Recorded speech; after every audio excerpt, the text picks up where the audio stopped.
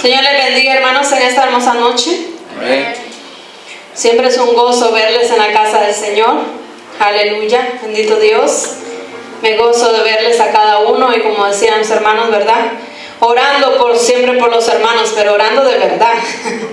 Por los hermanos que están enfermos, por los hermanos que están desanimados, por los que no vemos, no sabemos la condición.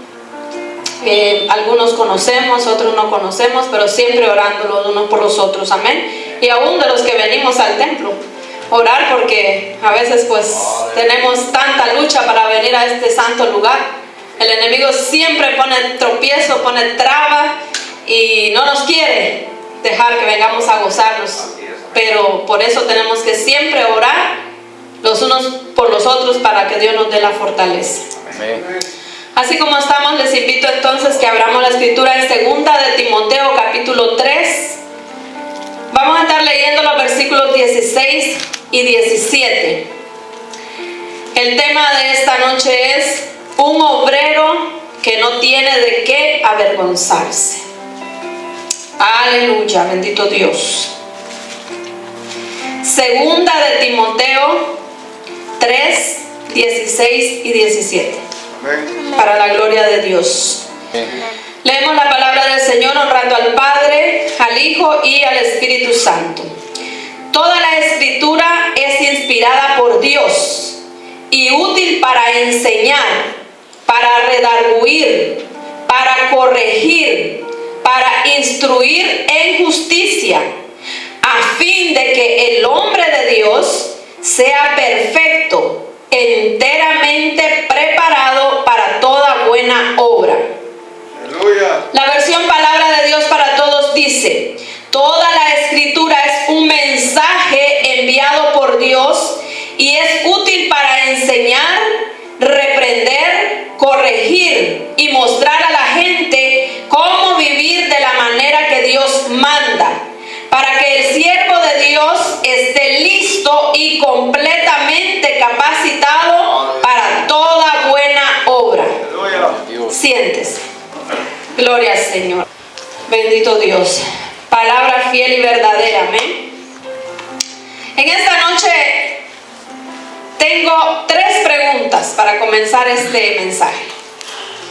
La primera pregunta dice: ¿cuántos de nosotros muchas veces nos molestamos cuando la palabra de Dios nos exhorta, nos corrige y pensamos que es el predicador? Solo manténgalo en su mente. La segunda pregunta es: ¿cuántas veces no venimos al templo porque no nos gusta lo que predica tal o cual persona que va a pararse en este lugar? Porque pensamos que el que se para aquí viene a decir palabra lo que le salga a él. No es que Dios nos va a hablar a través de esa persona. Y la tercera pregunta es: ¿cuántas veces salimos hablando mal de la palabra o la persona que impartió la palabra de Dios? Reflexionemos en esas 3 preguntas. Porque al final de todo, hermanos, predique quien predique, cante quien cante, si usted viene o no viene, si Dios a usted lo quiere corregir, a usted y a mí. Cuando digo usted, sepa que me estoy refiriendo primeramente a mí. Si Dios nos quiere corregir, Dios va a usar los medios. Dios va a usar cualquier cosa que sea para corregir. Porque no depende de nosotros que si queremos ser corregidos por Dios. Depende de Dios. Porque dice su palabra que no es del que quiere ni del que corre, sino de Dios que tiene misericordia. Aleluya. La palabra no dice del que Dios tiene misericordia, no. Lea bien la Biblia. Dice, sino de Dios que tiene misericordia. Y Dios tiene misericordia de todo el mundo, fíjese. De todo, del mundo entero Dios tiene misericordia. Y por eso es que muchos aún todavía estamos en esta tierra. porque necesitamos ser alcanzados por esa misericordia de Dios. Amén. Así que no está en nosotros, o no está en el predicador, o en el que canta, corregirnos. Es de Dios. Así usted se quiera quedar ese día en su casa, allí le va a llegar la palabra que lo va a redarguir. Por eso leí este texto que dice que toda la escritura es útil para enseñar, para instruir en justicia. Dice el 17, dice, a fin de que el hombre de Dios sea perfecto. Porque así es como Dios nos quiere a todos, perfectos, como Él es perfecto, santos como Él es santo, delante de Dios, no delante de los hombres. Siempre lo digo, siempre lo recalco, porque la gente quiere ver santidad en nosotros, pero Dios no nos ve conforme los ojos de la gente. Dios no es igual a nosotros, que mira la menor cosita a nosotros para juzgarnos. Y si la palabra de Dios nos molesta, nos enoja, nos duele, es que hay una área en nuestra vida que no se la hemos dejado al Señor. Porque como cristianos, nosotros todas las áreas de nuestra vida ya deberíamos habérselas entregado al Señor. Amén. Todas las áreas de nuestra vida. Entonces, si una palabra nos está molestando y dice, ay, este hermano como que lo trae conmigo y lo dice por mí y me molesta la palabra, es porque en esa área Dios quiere cambiarla. Esa área Dios quiere que la entreguemos a Él, porque Él dice, echa sobre mí tus cargas. Sí, así es. Porque ¿qué hace una carga? Cuando usted se echa algo pesado al hombro, ¿qué siente? ¿Qué siente? Que le duele su espalda, ¿verdad? Por lo menos si yo me echo un saco encima, siento que me va a doler mi espalda, y cuando lo ponga, quién sabe que me vuelva a sentar tranquila después. Eso es lo que hace también la carga que venimos cargando de nuestro interior. Pesa, duele, molesta, lastima. Entonces Dios no quiere que nosotros estemos lastimados. Dios no quiere que nos esté doliendo. Quiere que la dejemos. Aleluya. Y es verdad que hoy día muchos usan los altares para contender, para entrar en contienda. De eso ya lo sabemos. Hay personas, y no solamente predicadores, personas que andan una espinita clavada ahí en el corazón contra alguien. Y en lugar de ir con aquella persona, llamarle como nos insta la palabra de Dios dice, llámalo a solas, tú y él a solas, primero. Si no te escucha, llama a 2 testigos. Si no los escucha, llama a la iglesia. Y si no escucha a la iglesia, deséchalo. Eso dice la palabra. Pero nosotros no hacemos eso, sino que nos paramos aquí y empezamos a contender, y empezamos a hablar, y empezamos a insultar. Pero ya eso ya no va a quedar en nosotros, va a quedar en la persona que lo haga. Porque la palabra de Dios a mí me dice Jehová, mía es la venganza, yo daré el pago. Así que si aquel hermano que anda con aquella espina en su corazón no se la saca conmigo así, los dos solos, y usa este santo lugar para hacerlo, será Dios el que le va a dar el castigo, no yo.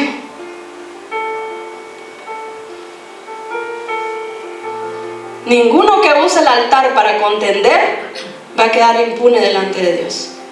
Ninguno.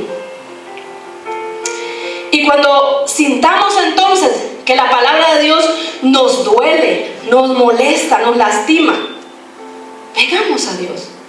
Vengamos a este lugar, a este santo lugar, y ahí despojémonos de toda esa carga. Digámosle, Señor, quítame esto que no me deja tranquilo, que no me deja ser feliz, que no me deja en paz. Porque si usted vive amargado, amargada, quiere decir que usted todavía no ha tenido un encuentro con Jesús. No ha tenido un encuentro con Jesús, porque el encuentro con Jesús produce paz, produce felicidad, produce gozo. Mire, 2 Corintios 3:17 dice: porque el Señor es el Espíritu, y donde está el Espíritu del Señor, allí hay libertad. Gloria a Dios. ¿Y de qué nos liberta el Espíritu del Señor? De todas las opresiones que Satanás nos quiere tener aprisionados. Digo nos quiere tener, porque Satanás eso quiere. Pero si nosotros tenemos el Espíritu de Dios, no le podemos dar cabida a Satanás para que nos oprima. ¿Y cuál es el fruto del Espíritu de Dios? Gálatas 5:22-23 dice: el fruto del Espíritu es amor, gozo, paz, paciencia, benignidad, bondad, fe, mansedumbre, templanza. Qué bueno que se lo sepa, ¿verdad? Ese es el fruto del Espíritu de Dios, el Espíritu que tiene que haber en nuestras vidas, dentro de nosotros. El Espíritu de Dios habita en nosotros cuando tenemos este fruto. Amabilidad, amor, alegría, paz, paciencia, amabilidad, bondad, fidelidad, humildad y dominio propio. Amén. Amén. Gloria al Señor. Entonces el apóstol Pablo está enseñando a Timoteo. En este momento Timoteo era un jovencito. Y Pablo lo estaba enseñando porque él iba a instruir a otra gente. Timoteo iba a quedar encargado de redarguir con la palabra del Señor. Entonces Pablo le dice: ¿cómo has aprendido de mí? Dice: has aprendido desde chiquito, fuiste enseñado desde niño. Le dice: primero por tu abuela Loida, después por tu mamá. Todo eso que has aprendido lo vas a poner en práctica ahora. Y lo que has visto en mí, le dice Pablo, lo que has aprendido de mí, eso aprende y enseña. No le dijo: eso aprende y quédate ahí. No, aprende y enseña. Pablo lo lleva a Timoteo y le dice todo cómo va a acontecer, cómo la gente va a actuar cuando se le habla de la palabra de Dios. Y yo quiero en esta noche, ustedes saben que yo predico poco, así que pues me tomé la libertad de que leamos en 2 de Timoteo 2. Vamos a leer desde el versículo 14 hasta el 26.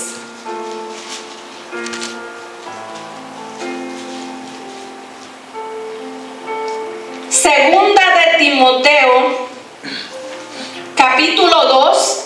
Aleluya. Del verso 14 al verso 26.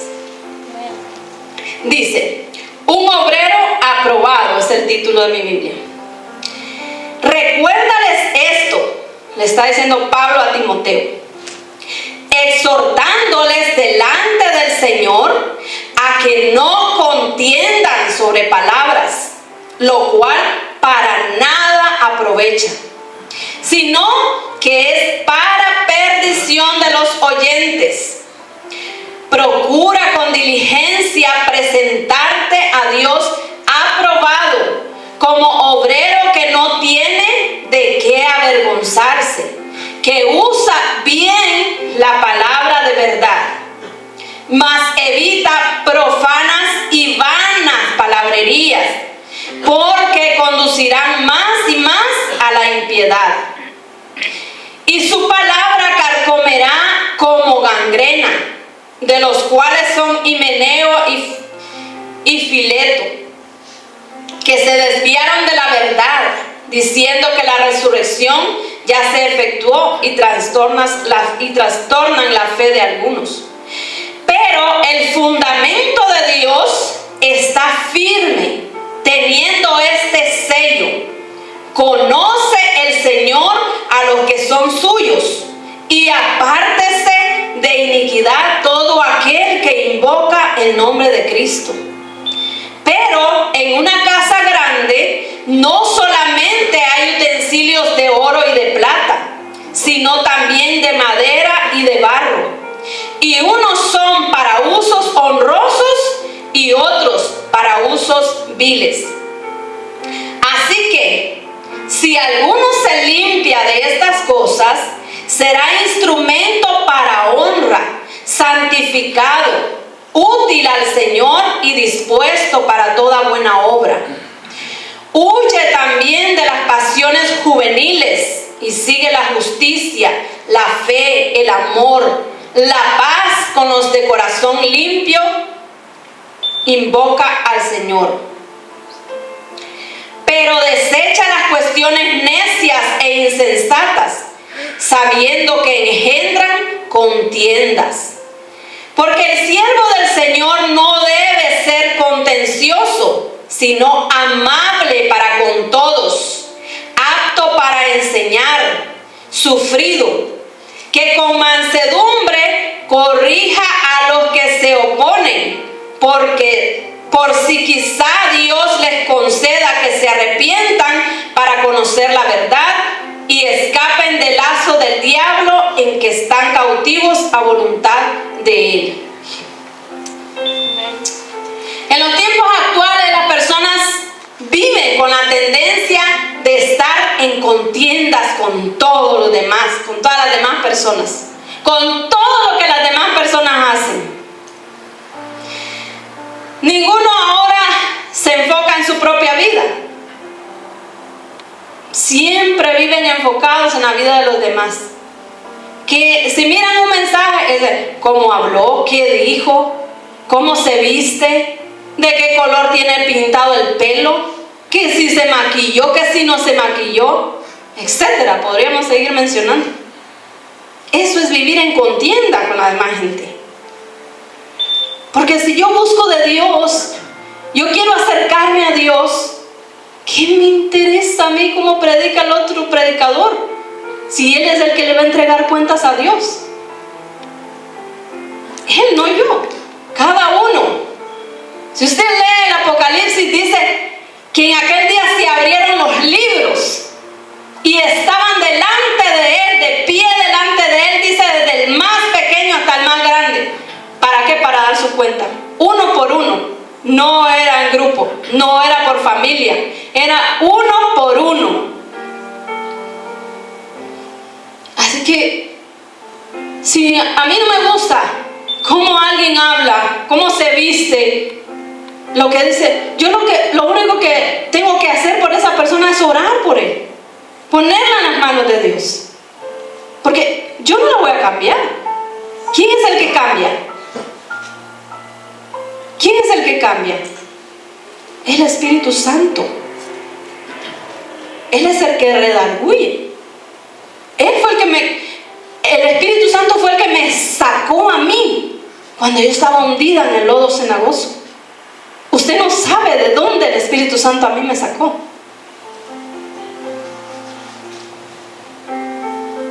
Nunca he podido dar mi testimonio completo, creo que se los he dado de a poquito.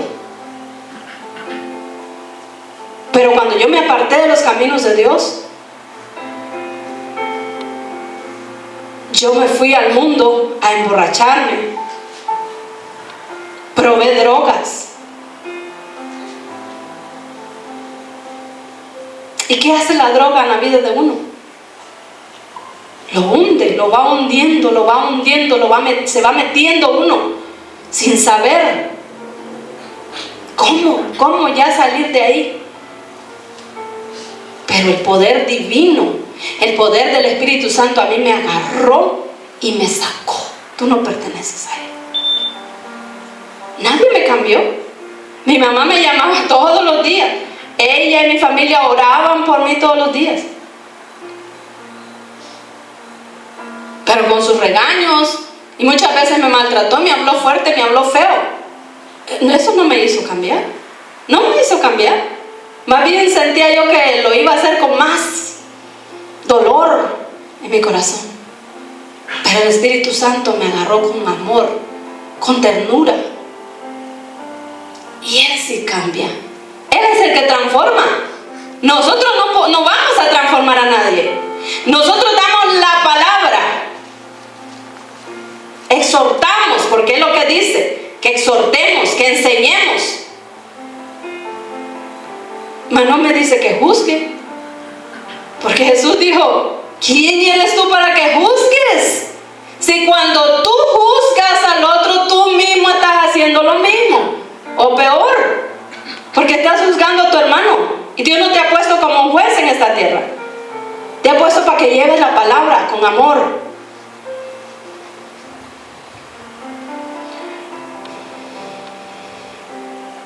El verso 19 dice que Dios ha construido una base sólida que continúa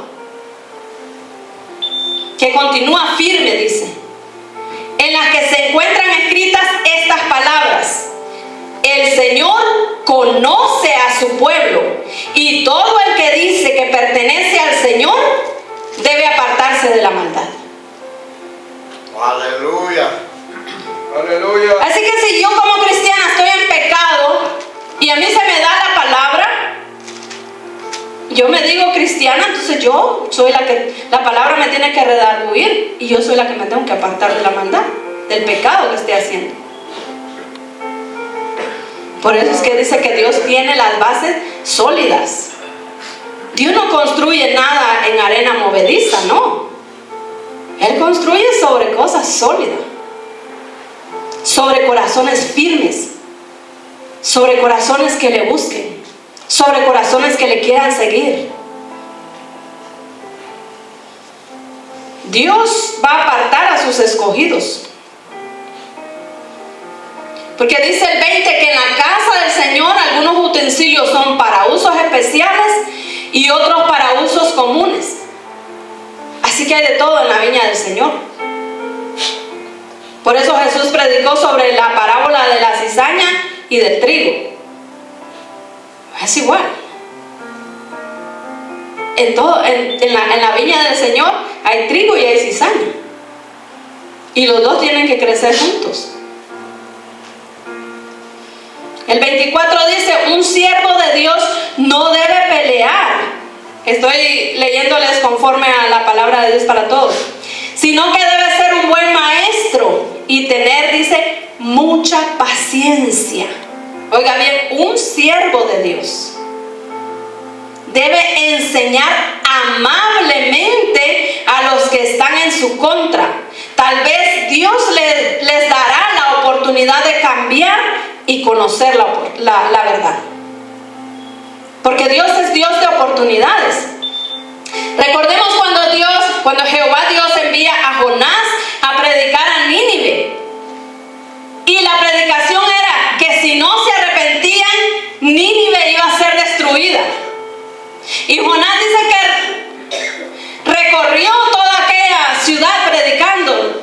En 40 días Nínive será destruida. En 40 días Nínive será destruida. Pero ¿por qué Jonás no había querido ir primeramente a Nínive?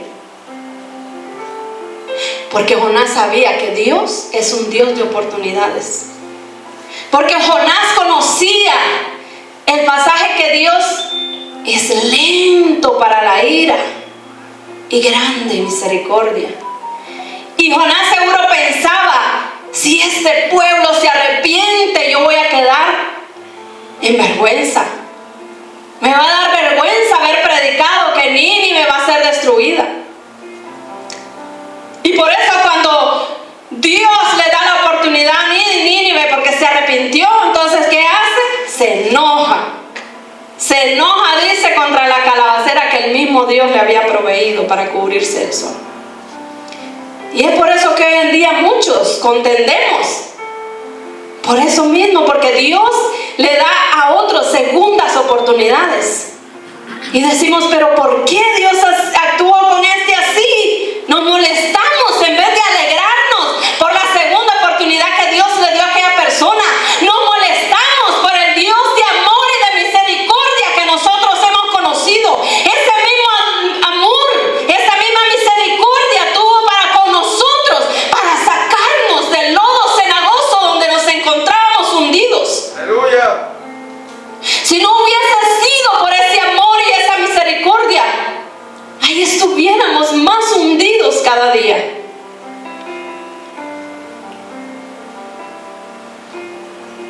Pero Dios es un Dios de oportunidades. Y por eso nosotros como predicadores tenemos que enseñar, tenemos que exhortar, tenemos que hablar del arrepentimiento. Ya hoy casi no se escucha hablar acerca del pecado, del arrepentimiento.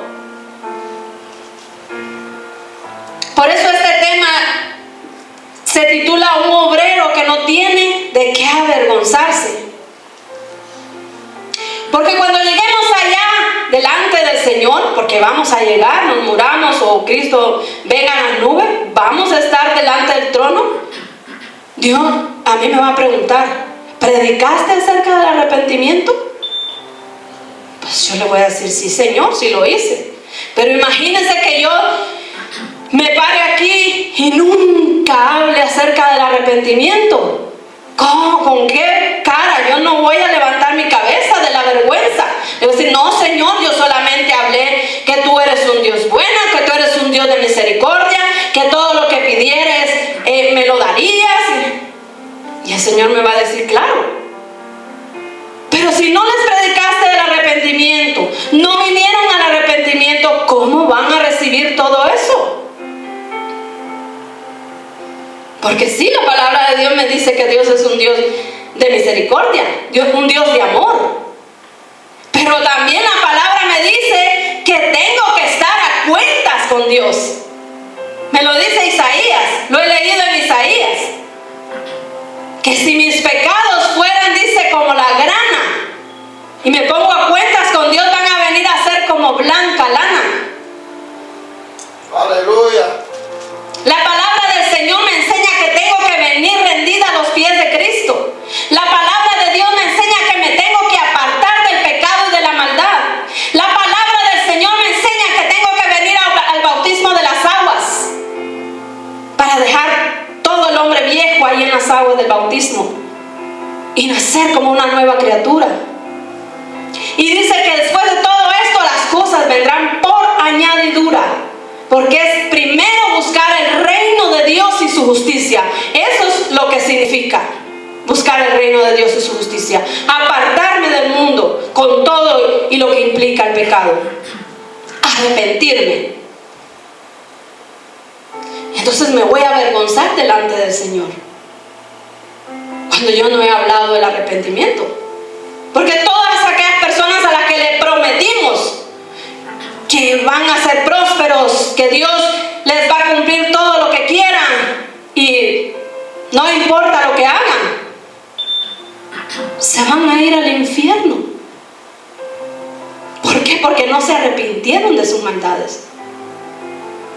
Y por eso hoy la palabra de Dios también es blasfemada, porque no se predica que primero hay que arrepentirse y alejarse del pecado y después todo lo demás. Y la gente blasfema y dice, mentirosos esos cristianos, son mentirosos. Blasfeman de la palabra de Dios. Blasfeman de la palabra que se les está enseñando a medias.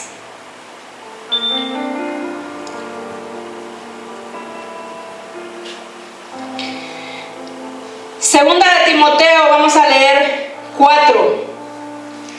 El capítulo 4, versículo 1 y 2. Le dice Pablo a Timoteo: te encarezco delante de Dios y del Señor Jesucristo, que juzgará a los vivos y a los muertos en su manifestación y en su reino, que prediques la palabra, que instes a tiempo y fuera de tiempo, redarguye, reprende, exhorta con toda paciencia y doctrina.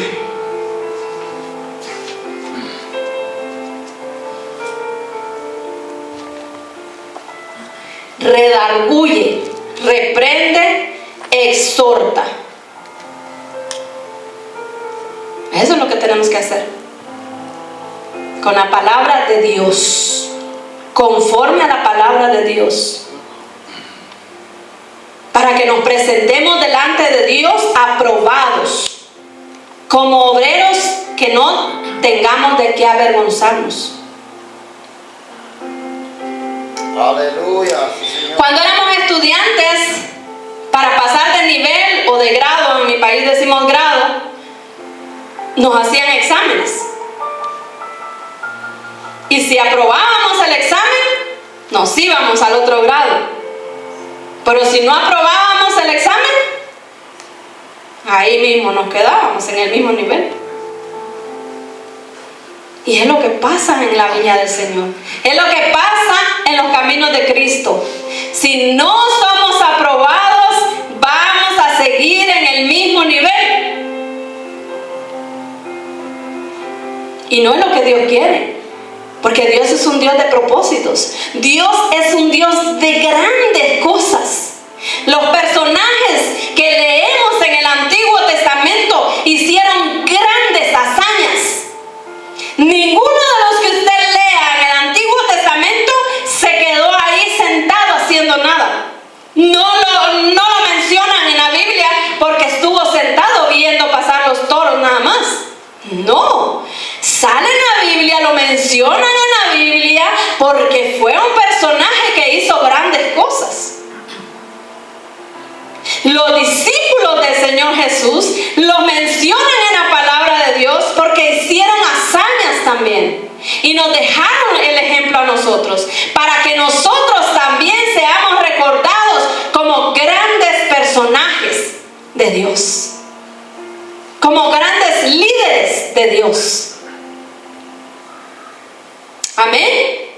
Amén. Dios quiere que nosotros tengamos el propósito de ser grandes, de hacer cosas grandes, de arrebatar muchas almas para el reino de los cielos. Que logremos grandes hazañas. Los que corren, cuando corren una maratón, están corriendo por un trofeo corruptible, un trofeo que en cualquier momento se les destruye. Pero nosotros estamos corriendo por una corona incorruptible, por una corona de vida, por un galardón grande y hermoso que Jesús se fue a preparar a las mansiones. La fiesta ya está servida, la mesa ya está servida. Cristo viene pronto. Así que tenemos que arrepentirnos de todo el pecado y la maldad que aún estamos cargando en nuestros corazones, en nuestras vidas. Es el momento, es el tiempo que Dios quiere que su pueblo se llene de Él, que nazcamos de nuevo, que seamos nueva criatura, que busquemos de Dios, que dejemos todo el peso del pecado que no nos deja seguir hacia adelante, que corramos esta carrera con firmeza, como viendo al invisible, como viéndonos ya coronados ahí al final de la carrera. Estamos a punto de terminar y tenemos que terminar como un buen corredor, como un buen obrero, como un obrero digno de ser aprobado. como un obrero que no tiene de qué avergonzarse, para que no bajemos la cabeza cuando estemos delante del Rey de Reyes y Señor de Señores. Amén. Gloria al Señor. Así que si la palabra nos exhorta, nos reprende o nos redarguye, no nos molestemos. Démosle gloria a Dios y digámosle: Señor, trabaja en esa área que necesito que cambies, que necesito que trabajes. Porque eres el único que puede cambiar, eres el único que puede transformar mi vida. Nadie más lo puede hacer. Amén. Gloria al Señor. Que el Señor les bendiga. Esa es la palabra que el Señor ha regalado a mi vida en esta noche.